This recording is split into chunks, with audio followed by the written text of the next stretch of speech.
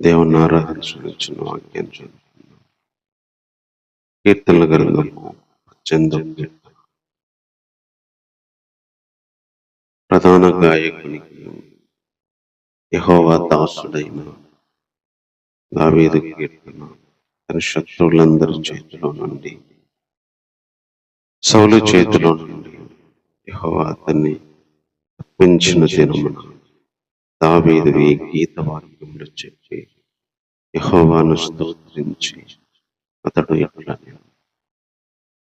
చిన్న మాట ప్రార్థన చేసుకున్నాం. ప్రేమ కలిగిన దేవా, ఇంతవరకు నేను స్తుతించడానికి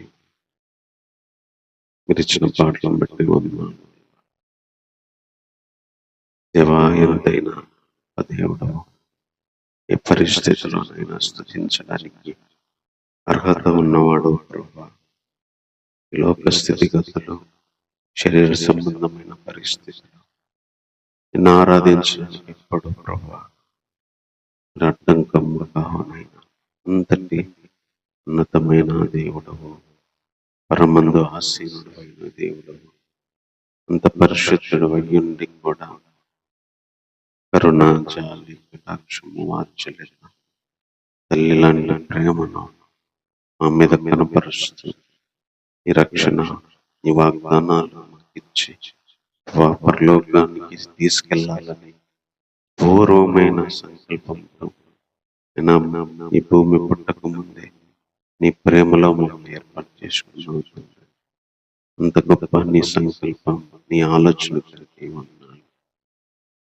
ఈ భూమి మీద మీకు ఇచ్చిన సంవత్సరాలు మేము గడుపుతుండగా ప్రభా, ఆయా పరిస్థితులు గుండా వెళ్ళినప్పుడు కూడా నిన్ను ఆరాధించడానికి ప్రతి క్షణము ప్రభా హృదయంలో నిర్ణయించుకోవడానికి ఏ వ్యక్తి కంటే, ఏ వస్తువు కంటే, ఏ పని కంటే విలువైన వ్యక్తిగా, భావనగా నిన్ను మేము నా హృదయంలో కలుస్తూ ప్రతి క్షణము నిన్ను ఆస్వాదిస్తూ, నీలో ఆనందిస్తూ, నీతోనే అడ్డుకట్టబడి ప్రభా మా జీవితాలు ముందుకు సాగుతూ ప్రతి క్షణమునైనా నిన్నే మా స్మరణగా, మా ఊపిరిగా ధ్యానించుకుంటూ ప్రభా ప్రతి క్షణము నిన్ను ఆరాధించే వారిగా ఉంచుతున్నందుకై వందనాలు చెల్లిస్తున్నాను ప్రభా.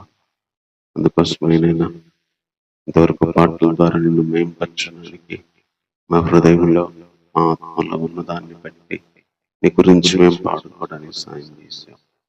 అదేవిధంగా నీ వాక్యం ద్వారా కూడా, భక్తుల ద్వారా కూడా ప్రభా మేము ఎలాగ నిన్ను మరింతగా ప్రేమించాలో, మరింత దగ్గరగా నీ సన్నిధికి రావాలి, నా హృదయం నీ పాదాల దగ్గరికి మరింతగా రావడానికి ప్రభా ఈ తలంపులు మాకు దయచేయమని కోరుతాం.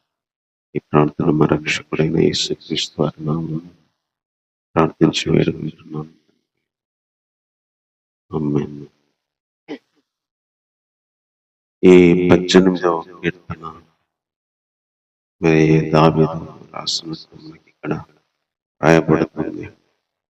కొన్ని కీర్తనలు ఎవరు రాశారు రాయలేదు, కానీ కొన్ని కీర్తనలు అయితే ఎవరు రాశారు, మరి ఎందుకు రాశారు, ఎప్పుడు రాశారు, అది ప్రార్థన లేకపోతే మరి స్తుతి కీర్తన మనకు చెప్తూ వచ్చారు. అలాంటి కీర్తనే ఇది కూడా. ఈ కీర్తన ప్రధాన గాయకునికి, అంటే చీఫ్ సింగర్ అన్నమాట. ప్రధాన గాయకుడు అంటే ఇప్పుడు కొయర్లో చాలా మంది ఉంటారు, అందులో ఒక మెయిన్ సింగర్ అంటారు. ఇది కూడా ప్రధాన గాయకుని, అంటే ప్రధాన గాయకుడు పాడాల్సిన పాట ఇది. అందరూ పాడే పాట కాదు ఇది. ప్రధాన గాయకుడు అంటే మంచి సింగర్, చీఫ్ సింగర్ పాడే పాట ఇది. ఎందుకంటే ఈ పాట దావీదు రాసేటప్పుడు, లేదా ఈ కీర్తన అన్న పాట అన్న ఒకటే, కీర్తన దావీదు రాసేటప్పుడు తన జీవితంలో అత్యద్భుతమైన విషయాలు వర్ణిస్తూ రాశాడు. అందుకే ఇది ప్రధాన గాయకునికి, అంటే అతడు పాడాల్సిన పాటను సంబోధిస్తున్నాడు. అయితే ఇతడు చెప్పిన సందర్భం మాకు ఇక్కడ కనిపిస్తుంది. దావీదు యెహోవా దాసుడు అని చెప్తూనే అతని శత్రువుల చేతిలో నుండి, సౌలు చేతిలో నుండి యెహోవా అతన్ని తప్పించిన దినమున దావీదు ఈ గీత వాక్యములు చెప్పి యెహోవాను స్తోత్రించి అతడు ఇట్లనే, అంటే ఈ కీర్తన రాయడానికి కారణం చెప్తున్నాడు. అతని శత్రువులందరి చేతిలో నుండి, సౌలు చేతిలో నుండి యెహోవా అతని తప్పించిన దినమున దావీదు ఈ గీత వాక్యాలన్నీ చెప్పి యెహోవాను స్తోత్రించి అతడు ఇట్లా అన్నాడు.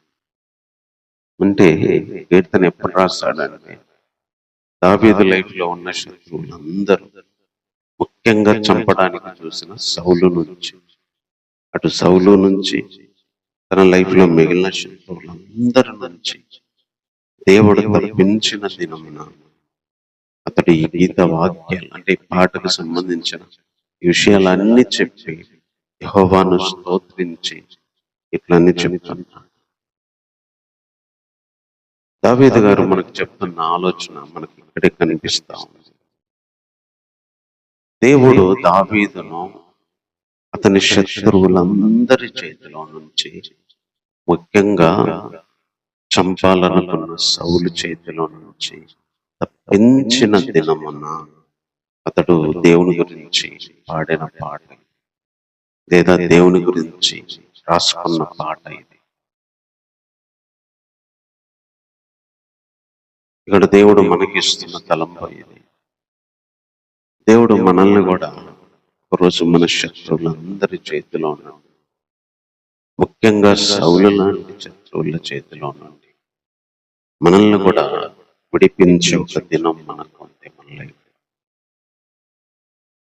దావీదుకు చాలా మంది శత్రువులు ఉన్నారు. ముఖ్యంగా సౌలు అయితే ప్రతిరోజు వెతికేవాడు చంపడానికి. అలాగే మన జీవితంలో శత్రువులు అంటే అది మనిషి రూపంలోనే కాకపోవచ్చు.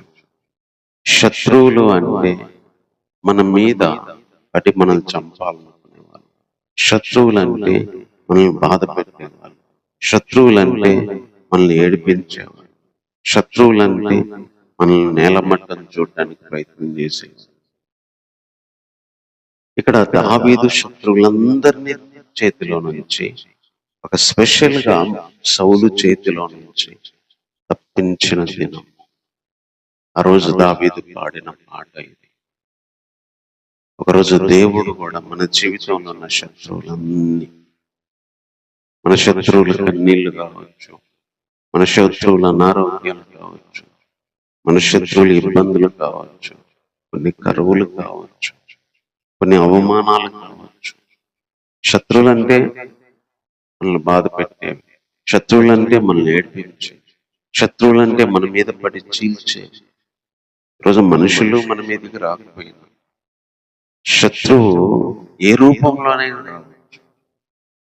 శత్రువు శరీరాన్ని అటాక్ చేయొచ్చు, శత్రువు మనస్సును అటాక్ చేస్తాడు.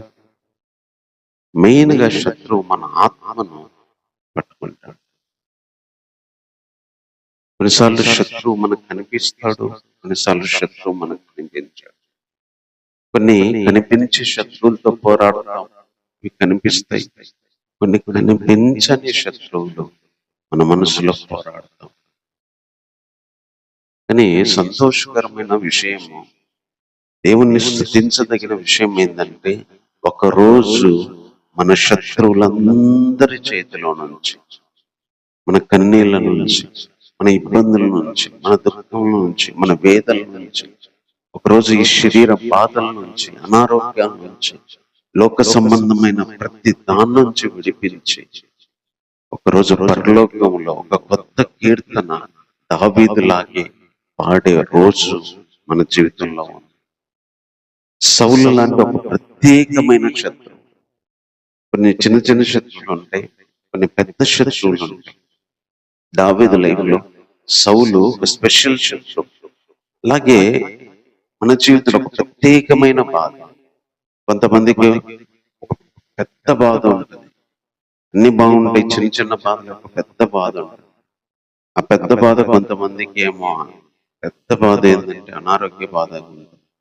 కొంతమందికి అన్ని బాగుంటాయి, పెద్ద బాధ ఏంటంటే అప్పుల బాధ ఉంటుంది. కొంతమందికి అన్ని బాగుంటాయి, చిన్న చిన్న బాధలే, పెద్ద బాధ ఏమో సమాధానం ఉంటుంది.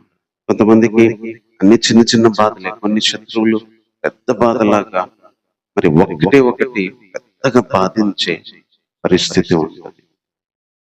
ఇక్కడ దేవుడు శత్రువులందరి చేతిలో నుండి సౌలు చేతిలో నుండి ఆ మాట విడదీశాడు. శత్రువులందరిలో ఉంటే సరిపోయేది, కానీ దావీదుకు ఒక ప్రత్యేక బాధ ఉంది. సౌలు బాధ, సౌలు పోరు, సౌలు యొక్క కర్మబడి స్థితి. ఈరోజు దేవుడు మనకు కూడా చెప్తున్న మాట అది.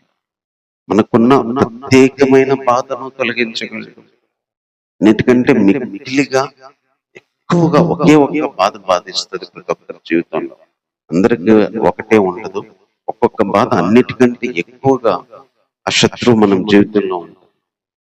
దాని నుండి విడిపించే దినం మనకుంది. మిగతా బాధలన్నిట్లో నుంచి, మిగతా శత్రువులన్నిట్లో నుంచి విడిపించే దినం మనం. రోజు మనం ఈ లోకాన్ని వదిలిపెట్టినప్పుడు, ప్రభు వచ్చి మనల్ని ఈ శరీరం లేకుండా తీసుకెళ్ళినప్పుడు శరీరానికి సంబంధించిన బాధలు పోతాయి, మనసుకు సంబంధించిన బాధలు పోతాయి, ఆత్మకు సంబంధించిన బాధలు పోతాయి. ఆ రోజు సాతాను అగ్నిగుండంలో వేస్తాడు. శరీరాన్ని తీసుకెళ్లి నూతన శరీరాన్ని దీని మీదకి తీసుకొస్తాడు. నూతన మనసును తీసుకొని వస్తాడు. మనం కూడా పరలోకంలో ఒక కొత్త కీర్తన, ఎవరు పాడని ఒక కొత్త కీర్తన ప్రభువుకు సంతోషంగా పాడే ఒక రోజు మనకు ఉంది. కొన్నిసార్లు ఈ జీవితంలో జరగచ్చు, జరగకపోవచ్చు. ఈ జీవితంలో విడిపించబడచ్చు, విడిపించబడకపోవచ్చు. కానీ మనకున్న ప్రతి శత్రువు నుంచి, ముఖ్యంగా సౌలు లాంటి పెద్ద బాధ నుంచి, పెద్ద సమస్య నుంచి విడిపించే దినం మనకుంది. దావీదులాగా కీర్తన కట్టి, కీర్తన పాడి సంతోషంగా పరవశించే దినం మనకు. అందుకే ఈ పాట ప్రధాన గాయకుడే పాడాలి. దావీదు జీవితంలోని ఒక ప్రత్యేకమైన ఘట్టము. ఎందుకంటే తన జీవితంలో ఉన్న శత్రువులందరి చేతిలో నుంచి, సౌలు చేతిలో నుంచి విడిపించిన ఒక రోజు దేవుడు దావీదుకి ఇచ్చాడు. ఈరోజు చిన్న చిన్న శత్రువులైనా, పెద్ద పెద్ద శత్రువులైనా ఒకే ఒక్క బాధ మనల్ని వేధిస్తున్నా, లేదా ఒకే ఒక్క బాధ మనల్ని బాధిస్తున్నా. అది సాతాను నుంచి కావచ్చు, లోకం నుంచి కావచ్చు, శరీరం నుంచి కావచ్చు, లోకంలో జరిగే పరిస్థితుల నుంచి కావచ్చు. విడిపించే దినము, తప్పించే దినము. మనం కూడా ఆ రోజు పాడుకొని సంతోషంగా దేవుణ్ణి ఆరాధించే దినము మన జీవితంలో ఉంది. దావీదుకి ఇచ్చిన ఆ దేవుడు అలాంటి రోజు దావీదుకి వస్తుందో లేదో అనుకుని బ్రతుకుతున్నప్పుడు దావీదుకి ఇచ్చిన ఆ దేవుడే మనకు కూడా అలాంటి రోజు ఇవ్వగలిగిన వాడు. మనకు అలాంటి రోజు ఇస్తాడన్న నిరీక్షణ మనకి వాగ్దానాల చేత ఇచ్చిన వాడు. మనం కూడా ఒక రోజు ఇలాగే అన్ని శత్రువులు, అన్ని బాధలు, ప్రత్యేకంగా ఏడిపించిన బాధల్లో నుంచి విడిపించే ఒక రోజు మన జీవితంలో కూడా ఉంది. అందును బట్టి మనం దేవుణ్ణి స్తుతించాలి. ఇంకా ఈ కీర్తన రాస్తూ అని చెప్పిన మాటలు, యెహోవా నా బలమా, నేను నిన్ను ప్రేమిస్తున్నాను. యెహోవా నా శైలము, నా కోట, నన్ను రక్షించువాడు, నా కేడము, నా రక్షణ శృంగము, నా ఉన్నత దుర్గము, నా దేవుడు, నేను ఆశ్రయించి ఉన్నాను, నా దుర్గము. చాలా విషయాలు ఇక్కడ చెప్తున్నాడు. ఫస్ట్ ఆయన చెప్పిన మాట ఏంటంటే, యెహోవా నా బలము. దేవుడు నా బలము అంటున్నాడు. యెహోవా నా బలము, నేను నిన్ను ప్రేమిస్తున్నా. దావీదు బలము దేవుడు. దావీదు బలము జనాలు కాదు, దావీదు బలము డబ్బులు కాదు, దావీదు బలము తన బిజినెస్ జాబ్ కాదు, దావీదు బలము లోకంలో ఉన్న అండదండలు కాదు. నా బలమా, నా బలమా, నా శైలమును, నా కోటను, నా ఉన్నత దుర్గము, నా కేడము, నా రక్షణ శృంగము, నేను ఆశ్రయించి ఉన్న నా దేవుడు. నేను ఆశ్రయానికి వచ్చిన నా దేవుడు నాకు ఒక కోట, నా దుర్గము, నా శృంగము, నా కేడము. అంటే దేవుడు సమస్తం అని చెప్తున్నాడు. నేను దాక్కోవాలా, కోటలాగా ఉంటాడు. నాకు ఆపద వచ్చిందా, నేను వెళ్ళి ఉండటానికి ఒక ఆశ్రయం లాగా ఉంటాడు. ఎవరన్నా నా మీదకి ఏదైనా వేస్తారా, నాకు కేడము లాగా ఉంటాడు. నాకు రక్షణ శృంగం లాగా ఉంటాడు, నా శైలం లాగా ఉంటాడు, నా బలం లాగా ఉంటాడు. అంటే దేవుడే నాకు అన్ని వైపులా అన్ని విధాలు. అది ఏ రూపంలో శత్రువు వచ్చినా అన్ని వైపులా నా దేవుడే, అన్ని రూపాల్లో నా దేవుడే నాకు అండగా ఉంటాడు. నేను వెళ్ళి కోటలో దాక్కుంటా, నేను వెళ్ళి ఆశ్రయముగా ఆయన దగ్గర కూర్చుంటా. నా కేడంలాగా ఉంటాడు, నా శైలంలాగా ఉంటాడు, నా కోటలాగా ఉంటాడు. అంటే అన్ని రూపాల్లో నాకు సహాయం పడేవాడు, అన్ని విధాలుగా నాకు సహాయపడేవాడు. ఈరోజు మన జీవితాలకు కూడా ఇలాంటి దేవుడు ఉన్నాడు. ఒక్క బాధకు సహాయపడేవాడు కాదు, ఒక విషయానికి సహాయపడేవాడు కాదు.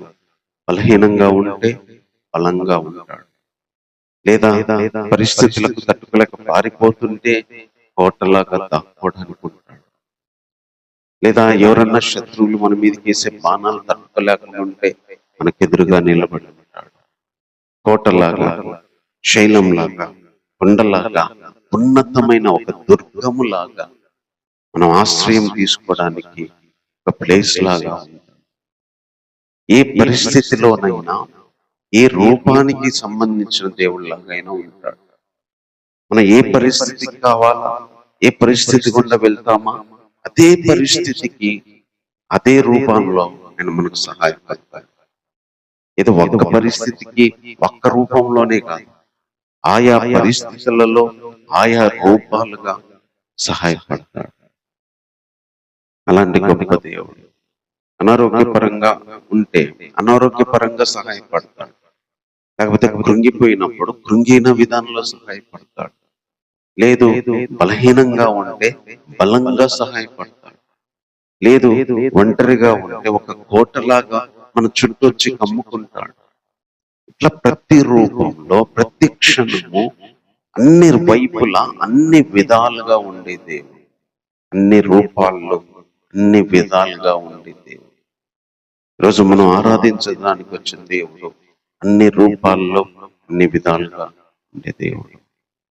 మనుషులైతే ఒక రూపంలో సహాయపడతారు, లేదా ఒక రూపంలో ఆదరిస్తారేమో, కానీ దేవుడు అన్ని రూపాల్లో, అన్ని విధాలుగా అన్ని ఆయనే అవుతాడు. అదే లోకపరంగా అన్నదమ్ములు, అన్నలు చూపించే ప్రేమ వేరు, అక్కలు చూపించే ప్రేమ వేరు, తల్లి చూపించే ప్రేమ వేరు, తండ్రి చూపించే ప్రేమ వేరు, స్నేహితులు చూపించే ప్రేమ వేరు. వీళ్ళందరూ ఎలా వేరు వేరు, అన్ని ఒక్కరే చేయలేరు. కానీ దేవుడైతే అన్ని రూపాల్లో ఉండగలిగిన వాడు, అన్ని రూపాల్లో మారగలిగిన వాడు, అన్ని రూపాలకి వెళ్ళి ఆ రూపంలో కావలసిన ప్రేమను ఇవ్వగలిగిన వాడు, ఆ రూపంలో కావలసిన సహాయం చేయగలిగిన వాడు, ఆ రూపంలో కావలసిన ప్రతిదీ ఇవ్వగలిగిన. అందుకే దావీదు ఎన్ని మాటలు చెప్తున్నాడు, నా బలము, నా శైలము, నా కోట, నన్ను రక్షించేవాడు, నా కేడము, నా రక్షణ శృంగం, నా ఉన్నత దుర్గం, నా ఆశ్రయించిన దేవుడు. ఇన్ని రూపాల్లో నాకున్నాడు అని చెప్తాను. తర్వాత ఇంకా ఏం చెప్తున్నాడనంటే, కీర్తనీయుడైన యెహోవాకు నేను మొరపెట్టగా ఆయన నా శత్రువులందరి చేతిలో నుండి నన్ను రక్షించును. మరణ పాశములు నన్ను చుట్టుకొనగను, భక్తిహీనులు పుర్లు వలె నా మీద పడి బెదిరింపను. పాతాళ భాష్యములు నన్ను అరికట్టను. మరణపు ఉరులు నన్ను ఆవరింపగను. నా శ్రమలో నేను యెహోవాకు మొరపెట్టి తిని నా దేవునికి ప్రార్థన చేసి తిని ఆయన తన ఆలయములో ఆలకించి నా ప్రార్థన అంగీకరించెను. నా మొర ఆయన సన్నిధిని చేరి ఆయన చెవులలో చొచ్చెను. ఇక్కడ దావీదు యొక్క పరిస్థితి చెప్తున్నాడు. మరణపు ఉరులు నన్ను ఆవరించాయి, పాతాళ పాశములు నన్ను చుట్టుకున్నాయి, భక్తిహీనులు వరదలాగా నా మీద పడ్డారు. పాతాళ పాశములు, మరణ పాశములు నన్ను చుట్టుకున్నాయి, నన్ను అరికట్టని. ఈ పదాలు మన దగ్గర వాడరు, కానీ ఈ పాశం వేసి మరి చావు ఒక వ్యక్తికి తీసుకొస్తారు అని ఈ పాశం అనే పదాన్ని వేరే వాళ్ళు ఎక్కువ వాడతారు. పాశములు అంటే ఒక వ్యక్తిని బంధించడానికి వేసే ఒక ఆయుధం అన్నమాట. ఈ మరణ పాశములు అంటే మరణం, అది వేసినప్పుడు ఆ వ్యక్తిని తీసుకెళ్ళేది మరణాన్ని. ఈ మరణ పాశ, ఈ పాతాళపు పాశములు, ఒక ఉర్రులు, మరణపు ఉర్రులు, ఇంకా ఉరి జరిగేది మరణమే. ఇలాంటి పరిస్థితి దావీదుకు వచ్చింది. అంటే మరణము, పాతాళము, పాశములు, మరణపు ఉరులు, ఆయనకేదో అనారోగ్య బాధ, ఇబ్బంది బాధ, లేకపోతే వేరే సమస్య, లేకపోతే వేరే పొదవో వేరే కొరతో కాదు. మరణము, పాతాళము, మరణపు ఊరులు, మరణపు పాశములు, మరణమే, చావే. కొన్నిసార్లు ఇలాంటి పరిస్థితులు గుండా మనం వెళ్తాం. వేరే బాధల కంటే మరణ బాధ, చావు, చచ్చిపోతే మేలేమో, చావే అనిపిస్తుంది, బ్రతకలేమనిపిస్తుంది. మరణపు ఊరులు, మరణ బాధ, మరణ వేదన. ఈ మరణ వేదన బాధలన్నిటికీ పైన ఉన్నవాడు. మరణపు వేదన లోకంలో అనుభవించే వాటన్నిటికంటే చాలా పెయిన్ఫుల్ గా ఉండేది. అన్ని ఆశలు చచ్చిపోయినప్పుడు, అన్ని వైపుల బాధ కలుగుతున్నప్పుడు, అన్ని వైపుల అనారోగ్యం, అన్ని వైపుల ఇబ్బంది కలుగుతున్నప్పుడు మరణం, జీవితమే, మరణమే, బ్రతకలేననే పరిస్థితి. 2 వచనాల్లో చెప్తుంది, పాతాళము, మరణ పాశములు, మరణపు ఉరులు, భక్తిహీనులు వర్లడం. అంటే చావు, నా బాధ చావు, నేను చచ్చిపోయే విధంగా పాశములు వచ్చి చుట్టుకున్నాయి, చచ్చిపోయే విధంగా పాశములు వచ్చి నన్ను అరికట్టినాయి, చచ్చిపోయే విధంగా నన్ను చుట్టుకున్నాయి, నన్ను వైపులా చుట్టుకున్నాయి. ఉరులే, ఎట్టు కాలు పెడదామన్నామో మరణమే, ఇటు కాలు పెడదామన్నా మరణ పాశమే, పాతాళ పాశమే, నన్ను మరణానికి లాక్కొని వెళ్ళే. అలాంటి పరిస్థితి నాది అని దావీదు చెప్తున్నాను. అలాంటి శ్రమలో నేను దేవునికి మొరపెట్టాను, అలాంటి శ్రమలో నేను దేవునికి ప్రార్థన చేశాను. అప్పుడు దేవుడు తన ఆలయంలో విన్నాడు. నా ప్రార్థన వెళ్ళి ఆయన సన్నిధిలో, ఆయన చెవుల్లోకి వెళ్ళింది. అప్పుడు భూమి కంపించిందంట, పర్వత పునాదులు అదిరినాయంట, వణికినాయంట. ఆయన కోపిస్తే మొత్తము కంపించిపోయినాయి. ఆయన నాసిక రంధ్రాల నుంచి పొగ ఊది, ఆయన నోటి నుంచి అగ్ని వచ్చి దహించిందంట. నిప్పు కణాలని రాజపెట్టాడంట, మేఘాలను వంచి వచ్చాడంట, పాదాల కింద గాఢంగా కమ్మిందంట, కెరూబులెక్కి ఎగిరి వచ్చాడు, గాలి రెక్కల మీద ఆయన ప్రత్యక్షమయ్యాడు. గుడారము, అంధకారము ఆయన చుట్టూ వ్యాపించింది. అంధకారము, ఆకాశ మేఘాలు తనకు మాటుగా చేసుకున్నాడు. తన సన్నిధి కాంతిలో నుంచి మేఘాలు, వడగండ్లు, మండుచున్న నిప్పులు దాటిపోయినాయి. ఆకాశంలో దేవుడు గర్జన చేశాడు, సర్వోన్నతుడు తన ఉరుముతోని వినిపించాడు. వడగండ్లు, మండుచున్న నిప్పులు రాలినాయి. ఆయన తన బాణాలను ప్రయోగించి శత్రువులను చెదరగొట్టాడు, మెరుపులను మెండుగా మెరిపించి వారిని ఓడగొట్టాడు. యెహోవా నీ నాసికారంధ్రంలో ఊపిరి నీ వడిగా విడవగా నీ గద్దింపునకు ప్రవాహాల అడుగు భాగాలు కనపడెను, భూమి పునాదులు బయలుపడి. ఇక్కడ దావీదు చుట్టూ మరణము, మరణ పాశాలు ఉన్నప్పుడు ఆయన ప్రార్థన చేస్తే, దేవుని దగ్గరికి వెళ్ళినప్పుడు, దేవుని సన్నిధిలోకి వెళ్ళి ఆయన చెవుల్లోకి వెళ్ళినప్పుడు దేవుడు స్పందించిన విధానము ఇన్ని వచనాల్లో చెప్తున్నాడు. లేచాడు దేవుడు, కోపిస్తే భూమి పర్వత పునాదులు గడగడలాడినాయి, వణికినాయి, నిప్పులు వడగండ్లు కుమ్మరించాడు. ఆయన ఊపిరి విడిస్తే ప్రతిదీ వెళ్ళిపోయింది. ఆయన వడగండ్లు కురిపించి, బాణాలు కురిపించి శత్రువులందరినీ నాకు కొట్టాడని చెప్తున్నాడు.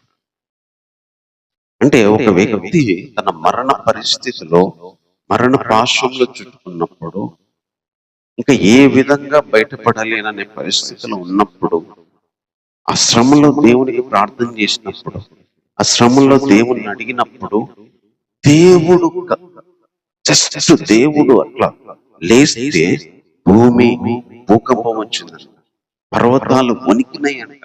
చలికి మనం వణికినట్టు పర్వతాలు వణికినాయంట. ఆయన మేఘాలు వేసుకొని, మేఘ వాహనాలు వేసుకొని, అగ్ని వడగండ్ల నుంచి అంధకారాన్ని తనకు మాటగా చేసుకొని బయలుదేరి వచ్చాడు. నిజంగా దేవుడు ఎంత గొప్పగా దిగి వచ్చాడో ఈ వచనాలన్నింటిలో రాయబడతాం. భూమి పునాదులు బయలుపడ్డాయంటే, అసలు భూమి ఈ పునాదులు ఎంత కింద వేశారో, ఎంత అడుగున వేశారో తెలియదు.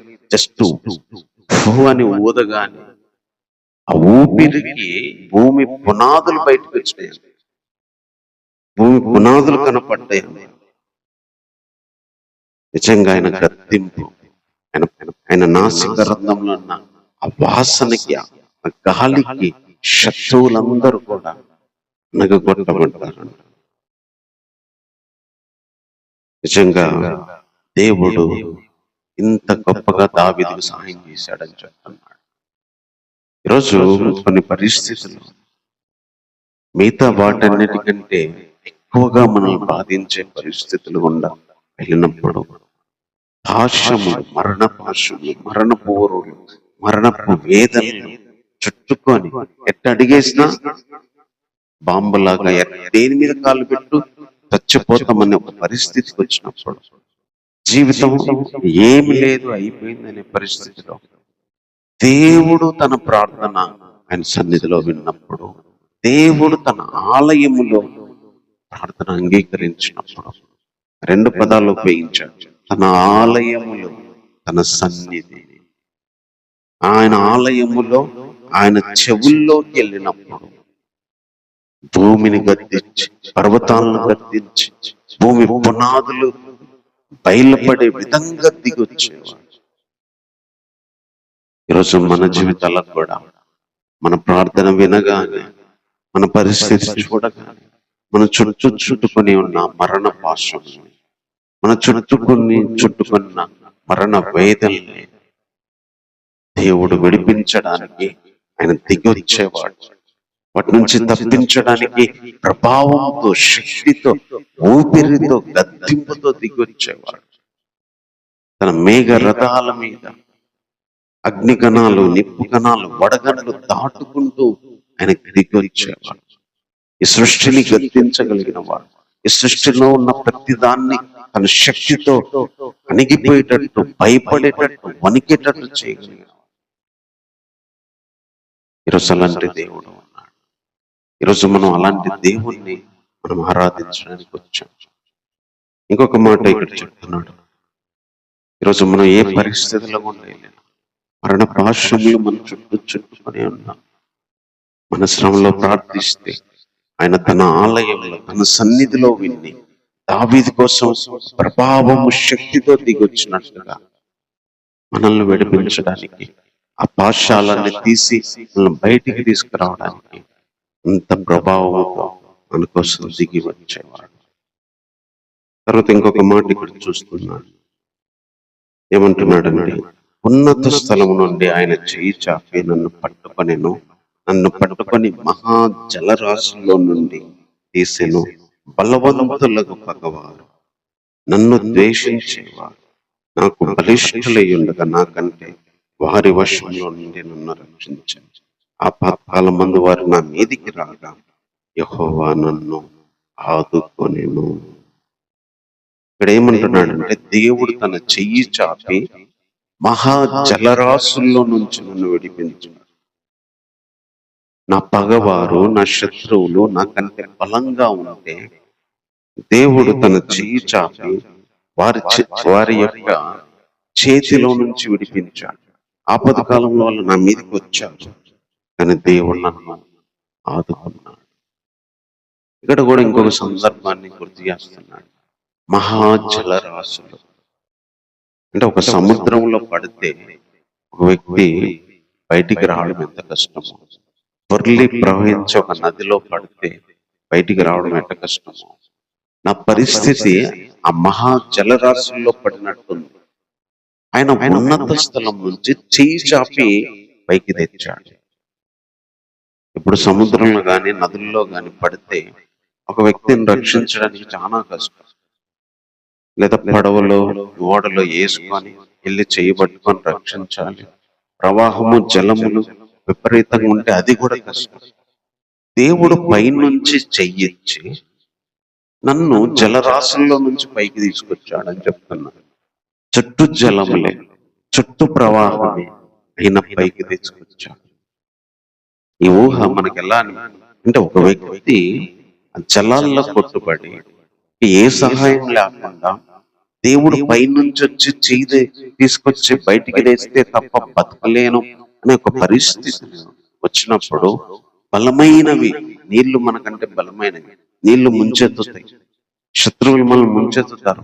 అట్లా మనకంటే బలమైన వాటితో మనం చిక్కుబడ్డప్పుడు, మనకంటే బలమైన వాటితో మనం ఆవరించబడ్డప్పుడు, చుట్టూ నుంచి పక్కల్లో నుంచి మనకు సహాయం రాదు, పైనుంచి సహాయం వచ్చింది. ఇక్కడ దావీదుకు పైనుంచి తన చెయ్యి పట్టి ఉన్నత స్థలం నుంచి చెయ్యి చాపి నన్ను పైకి తెచ్చను అంటున్నాడు, నన్ను పైకి తీసుకొచ్చాడు అని చెప్తున్నాడు. ఈరోజు మనం కూడా దావీదులాగా చుట్టూ జలాలతో ఆవరించబడి ఉండొచ్చు. చుట్టూ జలములు చెయ్యి అందించడానికి ఎవరు లేకపోవచ్చు, చెయ్యి పట్టుకొని పైకి తీసుకురావడానికి మన పక్షాన ఎవరూ లేకపోవచ్చు, ఏ రూపంలో చెయ్యి మనకు దగ్గరికి రాకపోవచ్చు. కానీ దేవుడు పైనుంచి తన చెయ్యి ఇచ్చేవాడు, పైనుంచి తన చెయ్యి చాపి పట్టుకొని మనల్ని పైకి తీసుకొచ్చేవాడు, పైనుంచి తన చెయ్యి ఇచ్చి తన సహాయం ఇచ్చి తన యొక్క ప్రేమ చూపించి బయటకు తీసుకురాగలిగాడు. కొన్ని పరిస్థితులకు లోకపరంగా ఏ చెయ్యి మనకు సహాయపడకపోవచ్చు, కొన్ని ప్రేమ చూపించడానికి, కొన్ని సహాయం చేయడానికి, కొన్ని విషయాలు ఆదరించడానికి, కొన్ని విషయాల్లో మనతో ఉండడానికి లోకపరంగా ఏ చెయ్యి మనకు రాకపోయినా, ఆ పరిస్థితులు పైనుంచి దేవుడు తన చెయ్యి చూపించేవాడు, పైనుంచి తన చెయ్యి చూపించి మనల్ని బయటికి తీసుకురాగలిగేవాడు. అందుకే ఈ కీర్తన ప్రత్యేకమైంది కీర్తన, ప్రధాన గాయకుడు పాడాల్సిన కీర్తన అని దావీదు చెప్తున్నాడు. కాబట్టి ఈరోజు మనం కూడా ఎలాంటి జలాలతో నింపబడి ఉన్నాం, దేవుడు ఎలాంటి జలాలతో మనము చుట్టూ ఏ సహాయము లేదు, ఏ చెయ్యి లేదు, పట్టుకోవడం ఒక కర్ర ముక్క గాని ఒక అడ్డు పుల్ల గాని ఆ నీళ్ళల్లో మన ఏది దొరకకపోయినా, నీళ్ళల్లో కాళ్ళు చేతులు ఆడలేక మునిగిపోతామనే భయంతో కొట్టుమిట్టాడుతూ ఉన్నట్టుగా మన జీవితం ఉంది. పైనుంచి తన చెయ్యి చాపి పట్టుకొని బ్రతికించి గడ్డనేసేవాడు, ఒట్టునేసేవాడు. ఈరోజు మన జీవితాల్లో కూడా అలా చేయగలిగిన వాడు. కాబట్టి మాటలు బట్టి 10 నిమిషాలు దేవుణ్ణి ఆరాధన చేద్దాం. ఈరోజు మనం ఆరాధించడానికి వచ్చిన దేవుడు దావీదులాగా మనకు కూడా మన శత్రువుల్లో నుంచి, ముఖ్యంగా సౌలు అనే శత్రువు నుంచి విడిపించి మనం కూడా ఒక కొత్త కీర్తన గీతం పాడే విధంగా మన జీవితంలో ఒక రోజు నియమించాడు. దావీదుకు ఒక రోజున అన్నిట్లో నుంచి విడుదల ఇచ్చి సంతోషంగా పాట పాడడానికి రాయడానికి ఒక దినాన్ని ఇచ్చినాడు. ఈరోజు మనకు కూడా మన శత్రువులందరి చేతిలో నుంచి, ముఖ్యంగా సౌలు చేతిలో నుంచి, అన్ని బాధల్లో నుంచి విడిపించగలిగిన వాడు, ప్రత్యేకమైన బాధ నుంచి కూడా విడిపించగలిగిన వాడు, చిన్న చిన్న బాధల నుంచి విడిపించగలిగిన వాడు, పెద్ద బాధ, ఒకటే ఒక్క బాధ, ఒకే ఒక్క కొరత, ఒకే ఒక్క సమస్య వేధించి ఆ దాంట్లో నుంచి కూడా విడిపించగలిగిన వాడు. దేవుడు అన్ని రకాలుగా అన్ని రూపాల్లో మనకు ఉండగలిగిన వాడు. బలంగా ఉంటాడు, కోటలాగా ఉంటాడు, శైలంలాగా ఉంటాడు, శృంగంలాగా ఉంటాడు, రక్షణ దుర్గంలాగా ఉంటాడు, ఆశ్రయ దుర్గంలాగా ఉంటాడు, కేడంలాగా ఉంటాడు. ఆయన ఏ రూపంలోనైనా మనకు తోడుగా ఉంటాడు.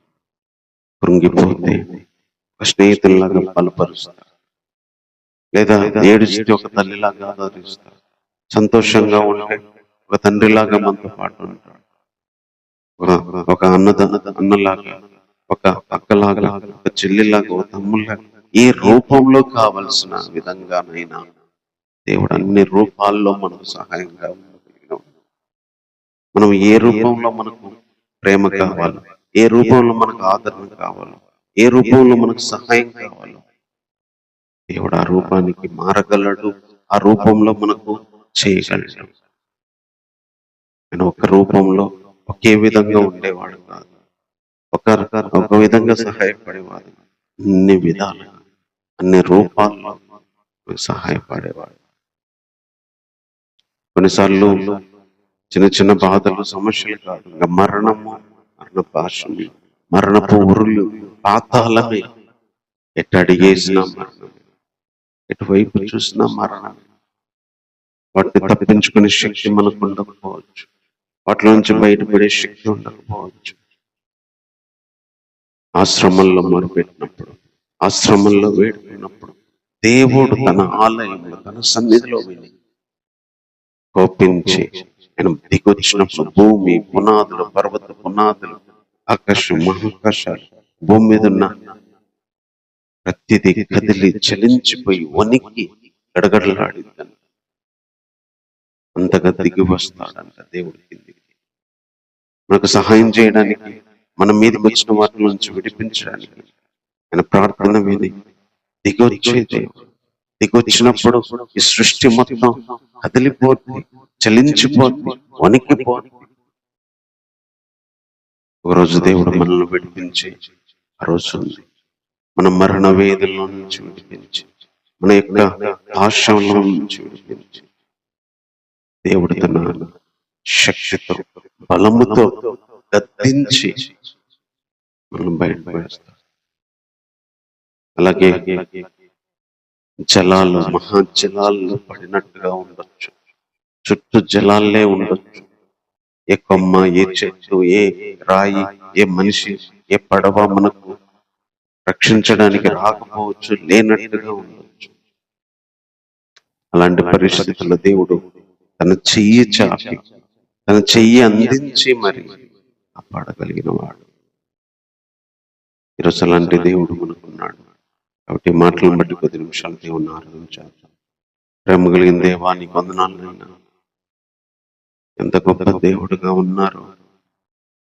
దావీదు జీవితంలో మరి నైనా ఆ రోజు సహాయపడిన దేవుడు. మా బాధలు, మా శత్రువులు, మా కన్నీళ్లు, మా వేదనలు, మా యొక్క ప్రత్యేకమైన బాధలు, ప్రత్యేక పెద్ద సమస్యలు ఏవైతే ఉన్నాయో వాటన్నిటి నుంచి కూడా విడిపించే రోజు, నీ గురించి కీర్తన రాసి పాడుకునే రోజు మాకు కూడా ఉంది అని మాకు నిరీక్షణ ఇచ్చావు. శరీర బాధలు, మానసిక బాధలు, లోకపరమైన బాధలు అన్ని తీసివేసి పరలోకంలో దుఃఖం లేదు, ఏడుపు లేదు, విచారం లేదు. నేను అలాంటి ఒక గొప్ప సంతోషకరమైన రోజులు మాకు ఇచ్చావు. ఇవ్వబోతున్నావు దేవా. సాతాను నుంచి, లోకం నుంచి, శరీరం నుంచి కలిగే ప్రతి దాని నుంచి విడిపించే ఒక శుభప్రదమైన దినం ఉంది. నిరాకడ దినం ఉంది. ఒక రోజు ఉంది, ఇవన్నీ క్షణంలో మారిపోయి, క్షణంలో వీడిపోయి, అన్నిటి నుంచి తప్పించి నీ గురించి కొత్తగా పాడడానికి, కొత్త లోకంలో, కొత్త శరీరంతో, కొత్త దేహంతో ప్రభా నిన్ను ఆరాధించే దినం మాకు ఉంది నాయన. అలాంటి గొప్ప నిరీక్షణ ఇచ్చినందుకే వందనాలు. అదేవిధంగా అన్ని రూపాల్లో ప్రభా అన్ని విధాలుగా మా దేవుడుగా ఉన్నాం. నేను బలంగా ఉంటారు, బలహీనంగా ఉన్నప్పుడు ప్రభా, అనారోగ్యంగా ఉన్నప్పుడు ఆరోగ్యంగా నువ్వు ఉంటావు దేవుడు. అవమానంతో నిన్నప్పుడు ప్రభా నేను ఘనతగా మీరు ఉంటారు. ఆవేదనతో నిన్నప్పుడు సంతోషంగా మీరు ఉంటారు ప్రభా. ఆదరణ కరువైనప్పుడు అనురాగాన్ని చూపించే తండ్రిగా, తల్లిగా మీరు ఉంటారు. అన్ని రూపాల్లో, అన్ని విధాలుగా ఒక సహాయపడే దేవుడు ప్రభు. నాకు కొన్నిసార్లు మరణమే, చావే, ఎందుకే బ్రతకని పరిస్థితులు అలముకున్నప్పుడు దేవా, ఆ టైంలో మేము చేసిన ప్రార్థన ఈ సన్నిధిలో విని దేవ, భాషల్ని, అమరణపు ఆలోచనలని, ఆ పాతాళపు వేదనలని ప్రభా, మనసుకు ఆవరించిన మరణపు ఊర్లని, మనసుకు ఆవరించిన ఆ వేదనల్ని, మరణ వేదనలని తొలగించి గొప్ప శక్తి, ప్రభావాన్ని, నీ ధైర్యాన్ని, నీ నీ పరలోక సంబంధమైన శక్తితో నింపి మమ్మల్ని బయటికి తీసుకొచ్చేవాడు, తప్పించేవాడు. అంతేకాదు కొన్నిసార్లు ఆయన చుట్టూ జలాలతో మునిగిపోతున్న పరిస్థితిలో ఉన్నప్పుడు దేవా, పైనుంచి నీ చేయించే దేవుడు ప్రభా, ఏ విధంగా బయటపడతామో తెలియని పరిస్థితుల్లో మేము కూడా నీళ్ళలో చిక్కుబడినట్టుగా, మహా జలరాశుల్లో ఉన్నట్టుగా కొన్నిసార్లు ఉండొచ్చు ప్రభా. అలాంటప్పుడు నీ సహాయం చేద్దాం. మనల్ని ఒడ్డుకేసేవాడు, బ్రతికించేవాడు, నీళ్ళలో చచ్చిపోకుండా విడిపించేవాడు దేవా. ఈరోజు మా జీవితాల నీళ్లు తెలుసు, మా జీవితాల ఊరులు తెలుసు దేవా, మా జీవితాల్లో నా శత్రువులు తెలుసు. ఈరోజు వాటన్నిటిలో నువ్వు ఎలా సహాయం చేయగలవో, ఎలా విడిపించగలవో, ఆ రోజు దావీదుకున్న ఆ దేవుడే ఈరోజు నాకు, మాకు ఉన్నందుకై హృదయపూర్వకంగా నేను స్తుతిస్తున్నాను దేవా. అందుకే నిన్నే తలంచుకుంటాం హృదయపూర్వకంగా ప్రభా. మా మదిలో నిన్నే ప్రభా దేవునిగా ప్రతిష్ఠించి నేను నమస్కరించి, నేను పూజించి ఈ పాదాల దగ్గర నేను సాగిల పడుతున్నాం దేవా. ఇంత గొప్ప దేవునికి మేము ఏమిచ్చి నీ రుణాన్ని తీర్చుకోగలం దేవా? ఏమిచ్చి నీ రుణాన్ని తీర్చుకోలేక మరణపు ఆశంలో చుట్టుకున్న మహా జలరాశులతో ఉన్న ప్రభా, అన్ని వైపులా మేము అన్ని కోల్పోయిన స్థితిలో ఉన్నాం. అయితే మా శత్రువులందరూ మమ్మల్ని చుట్టుకున్నాం. వీటన్నిటికీ సరిపోయిన దేవుడు నువ్వు. వీటన్నిటిలో దావీదును విడిపించినట్టుగా మమ్మల్ని విడిపించే దేవుడు అని నిరీక్షణతో ప్రభా, ఆనందముతో ప్రభా, నిన్ను బట్టి ధైర్యంతో దేవా హృదయపూర్వకంగా నిన్ను స్తుతిస్తూ ఈ మా దీన స్తుతి ఆరాధన మా రక్షకుడు, మా ప్రభు అయిన యేసుక్రీస్తు వారి నామములోనే సమర్పిస్తున్నాము. ఆమేన్.